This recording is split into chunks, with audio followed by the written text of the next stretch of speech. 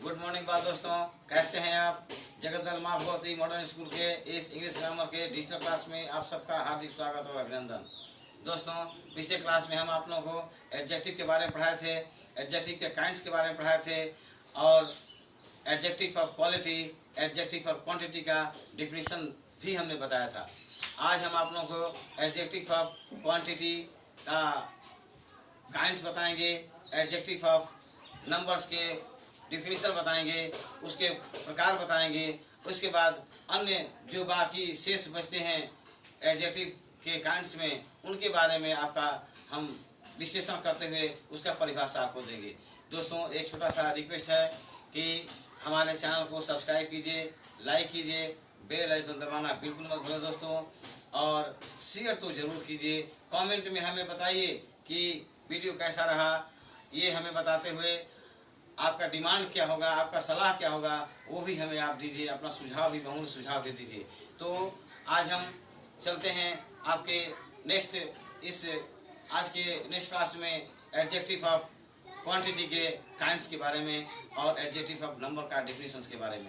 तो दोस्तों, हमने बताया था कि एडजेक्टिव ऑफ क्वांटिटी के बारे में आप लोगों को हमने डिफिनीशन पिछले वीडियो में दे चुका हूँ, लेकिन हम इसका जब काइंड्स बता रहे हैं तो इसके बारे में थोड़ा सा संक्षेपण आपको जरूर हम गाइडलाइन देंगे, क्योंकि यह क्वांटिटी का मतलब होता है परिमाप। क्वांटिटी का मतलब क्या होता है? परिमाप। किसी भी संज्ञा और सर्वनाम के निश्चित या अनिश्चित रूप में परिमाप दो तरह से हो सकते हैं, निश्चित हो सकता है, अनिश्चित हो सकता है।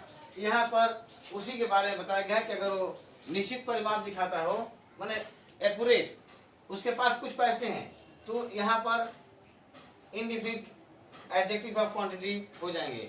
लेकिन जैसे वो निश्चित उसे परिमाप दिखाता है, वह 2 किलो दाल दिया है, 5 किलो सब्जी लाया है, तो यहाँ पर निश्चित परिमाप होता है, निश्चित माप होता है। तो यहाँ पर क्या कहेंगे हम? यहाँ पर डेफिनिट एडजेक्टिव ऑफ क्वांटिटी कहेंगे। अब हम आते हैं एडजेक्टिव ऑफ नंबर अर्थात संख्यावाचक विशेषण पर। दोस्तों ध्यान दीजिएगा, हर विशेषण के उसके नाम में उसकी परिभाषा निहित है। अतः यहाँ पर संख्यावाचक विशेषण का मतलब होता है कि इस विशेषण में किसी भी संज्ञा और सर्वनाम के संख्या की ओर ही इंगित किया जाएगा। अतः मैंने इंडिकेट टू द नंबर। यहाँ पर मेन टॉपिक पर ध्यान दीजिएगा, नाम से भी किसी भी संज्ञा और सर्वनाम के को आंका जा सकता है। और यहाँ पर विशेषण की जब बात आती है तो जब संख्यावाचक विशेषण अर्थात वह विशेषण जिसमें किसी भी संज्ञा और सर्वनाम के संख्या का ज्ञान हो, तो वह क्या कहलाएगा? संख्यावाचक विशेषण कहलाएगा। ये तो हुआ दोस्तों हिंदी का डिफिनीशन। लेकिन अब हम आपको इंग्लिश का डिफिनीशन बताएंगे, लेकिन इसके पहले थोड़ा सा हम यहाँ क्लियरिफाई करना चाहते हैं कि आपको दिमाग में आ सके, समझ सके। यहाँ पर देखिए दोस्तों, उसके पास 5 किताबें हैं, यानी 5 किताबें हैं। कितनी किताबें हैं? 5। ये 5 क्या है? गिनती है। मुकेश के पास काफी धन है, लेकिन काफी धन है कोई अनगिनत अनकाउंटिंग है, यहाँ गिनती नहीं हुआ है, यहाँ कोई गिनती ही नहीं है कि कितना धन है। अतः यहाँ पर क्या करते हैं, एक तरफ गिनती है, एक तरफ गिनती नहीं है, अनगिनत है। तो इस तरह से इसके हिसाब से हम संख्यावाचक विशेषण नंबर का भी डिवीजन करते हैं। एडजेक्टिव ऑफ नंबर क्या होता है, इसके बारे में आपको हिंदी में डिफिनीशन दिए हैं, अब इंग्लिश में। An adjective which tell us about the numbers of noun is called as the adjective of number। यहाँ पर टोटल केवल नंबर के बारे में बताता है, नंबर को सूचित करता है, नंबर को इशारा करता है। अब ये नंबर जो होता है, यहाँ पर नंबर तो दे दिया है, लेकिन यहाँ पर बता दिया है कि Mohan has many friends, she had 5 books, I brought some pens. यहाँ पर जो एग्जाम्पल दिया, इससे भी आपको स्पष्ट पता चलता है कि इसमें जो है वो संख्या तो है, लेकिन 2 तरह की संख्या है। दोस्तों ध्यान दीजिएगा, संख्या कितने तरह के हैं? 2 तरह के हैं। एक होता है डिफिनिट एडजेक्टिव ऑफ नंबर और दूसरा होता है इनडिफिनिट एडजेक्टिव ऑफ नंबर। ये बात को बहुत गांठ बांध लीजिएगा, बहुत ध्यान से देखिएगा, क्योंकि इनडिफिनिट एडजेक्टिव ऑफ नंबर और डिफिनिट एडजेक्टिव ऑफ नंबर, इन दोनों में बहुत ज्यादा समानता है। समानता थोड़ी सी अगर आप ध्यान देंगे तो दोनों क्लियर हो जाएगा।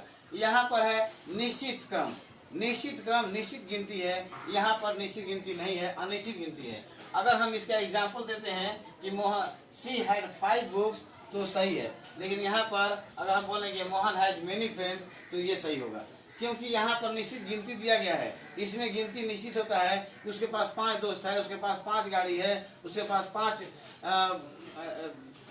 5 बिल्डिंग है, तो ये सब देते हैं। तो यहाँ पर defeat adjective of numbers clear होते हैं। लेकिन यहाँ पर कोई निश्चित नहीं होता है, मुझे थोड़ा पानी दो, राम के पास बहुत सारी गायें हैं, उसके पास काफ़ी धन है, तो ये सब जो होता है वो इंडिफिनिट एडजेक्टिव ऑफ नंबर के दायरे में आते हैं।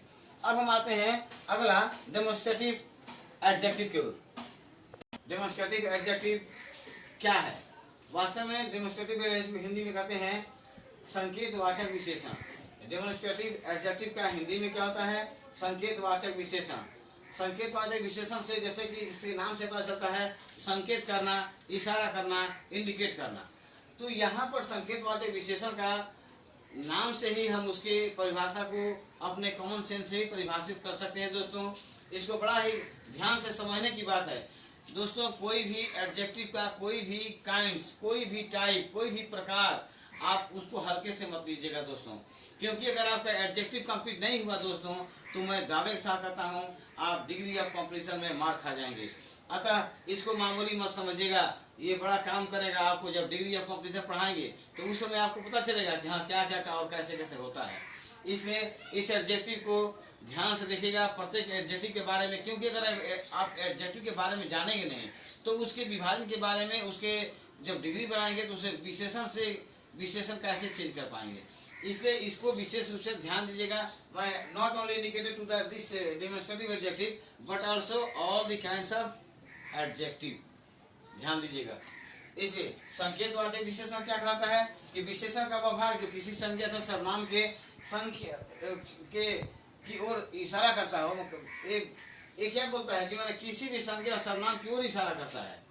तो अगर इशारा करता हो, संज्ञा सर्वनाम की ओर संकेत करता हो, तो उस प्रकार के विशेषण क्या कराएंगे? संकेतवाचक विशेषण कराएंगे। अब संकेतवाचक विशेषण में ये आपका क्या आता है कि संकेतवाचक विशेषण में जैसे वह कुत्ता, यह कुत्ता पागल है, वही लड़कियां चलाएंगे। तो यहाँ कुत्ता पागल तो है, ठीक है, लेकिन इंडिकेट किया जा रहा है कि यही कुत्ता पागल है। कुत्ते बहुत है लेकिन वही कुत्ता पागल है। स्पेशल किसी एक कुत्ते को और इशारा करके बोला जा रहा है कि वही कुत्ता पागल है। यानी वो ये क्या है? कुत्ता संज्ञा, और संज्ञा को विशेष रूप से यह जो शब्द है वो इसको क्या करता है? इसकी ओर इंडिकेट करता है, इशारा करता है कि यही आदमी पागल है। बहुत सारे लोग बैठे हैं, यही मेरा टीचर है, यही मेरा शिक्षक है, यह मेरा बेटा है। यह मतलब क्या होता है? वो जितने को यह वे सब, ये सब जो इंगित करता है, इशारा करता है, वो सब क्या करता है? संज्ञा की ओर ही इशारा करता है। और यह वह वे, वो सब क्या है? ये सब क्या है? संकेतवाचक विशेषण के श्रेणी में आते हैं दोस्तों। इंग्लिश में a part of adjective which indicate to the any noun and pronoun. Noun और प्रोनाउन तो वो क्या कहलाता है? इंडिकेट करता है, वो इशारा करता है, इंडिकेट करता है। तो किसको कहता है? नाउन और प्रोनाउन को। तो क्या कहलाएगा? डेमोन्स्ट्रेटिव एडजेक्टिव के श्रेणी में आते हैं, वो कहलाता है। जैसे द डॉग इज मैड, तो द डॉग इज मैड, तो यहाँ पर डायरेक्ट बताया जा रहा है कि वही कुत्ता पागल है, मतलब किसी एक को इंडिकेट किया जा रहा है। That book is good. बहुत सारे किताब है, लेकिन ये किताब मुझे अच्छा लगा, यही किताब मुझे अच्छा है, यही किताब अच्छा है। यानी स्पेशली किसी एक किताब को बताया जा रहा है कि जो भी किताब है, लेकिन ये किताब बहुत अच्छी है। तो यहाँ पर हो गया दैट बुक इज गुड। यहाँ पर जो दैट शब्द लगा है, ये सब क्या है? दैट लग करके इस बुक की ओर इंडिकेट कर रहा है। इस तरह से ये हमारा बुक का दैट जो है वो क्या हुआ? डेमोन्स्ट्रेटिव एडजेक्टिव के दायरे में आता है। तो this, that, they, these, those, ये सब क्या होते हैं? डेमोन्स्ट्रेटिव एडजेक्टिव के बहुत ही सुंदर एग्जाम्पल होते हैं दोस्तों। तो आज के लिए हमारा इतना ही पर्याप्त है। अगला दिन हम दूसरे शेष तीनों प्रकार के बारे में अगले वीडियो में हम आपको देंगे। और दोस्तों, हम आपसे जाते जाते एक रिक्वेस्ट करेंगे कि आप हमारे वीडियो को बिना कॉपी कलम लिए न देखें, क्योंकि कॉपी कलम लेकर के आप बैठेंगे तो कुछ कुछ पॉइंट्स ऐसे हैं जो आप नोट करेंगे, याद करेंगे। ध्यान दीजिएगा, याद करना अलग बात है, समझना अलग बात है, लेकिन समझते हुए कुछ कॉपी पर नोट करना वो आपकी परमानेंट चीज हो जाएगी, उसी में से कोई उसको निकाल नहीं सकता है। दोस्तों हमारा एम्बिशन है, हमारे क्लास का एम्बिशन है कि आपके माइंड में कोई बात को हम ऐसे फिट कर दें कि वो फिर कभी कोई उसे निकाल ना सके।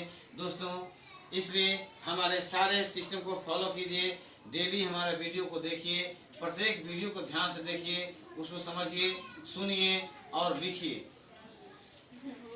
और आपसे एक रिक्वेस्ट करूंगा कि हमारे चैनल को ज़्यादा से ज़्यादा सब्सक्राइब कीजिए, लाइक शेयर कमेंट कीजिए, बेल आइकन जरूर दबाइए। बहुत बहुत धन्यवाद। Thank you so much.